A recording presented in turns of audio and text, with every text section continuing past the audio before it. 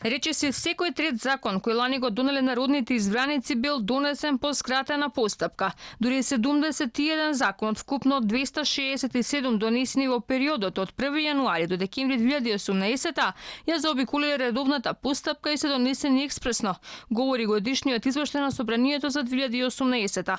Она што евидентно е дека во поголем дел од тие закони кои се донесени по скратена постапка или во 126 случаи предлагаче владата.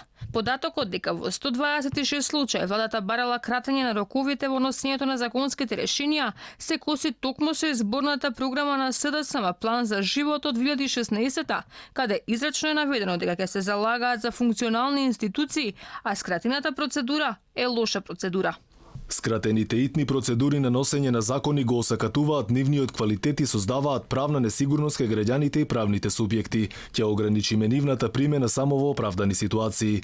Еднаш годишно председателот на собранието ќе реферира пред законодавно-правната комисија за употреба на овие процедури и нивната оправданост. Стои во изборната програма на СДСМ од 2016 дека владеачкото мнозинство речиси секој трет закон притиска да биде донесен по скратена постапка, говори и последното огласање на потребата за донесување на законот за јавно обвинителство, за кого министерката Десковска велеше дека е оправдано и така ќе се изгаснел огнот околу скандалот кој го тресе СЈ.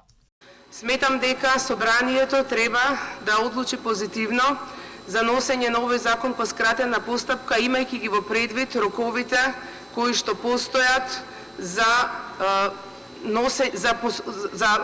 дејство на постојната легислатива во определени области, особено делот на специјалното јавно обвинителство. Се надевам дека сите вие ќе смогнете сили да кренете рака, односно да стиснете зелено копче за да го изгаснете пожарот во кој што се наоѓаме веќе повеќе години. Во голем дел од образложенијата на мнозинството за носењето на законите по скратена постапка е дека мора да се забрза рокот поради Европската агенда. Но годишниот извештај наведува дека само 26 закони се донесени за усогласување со правото на Европската унија.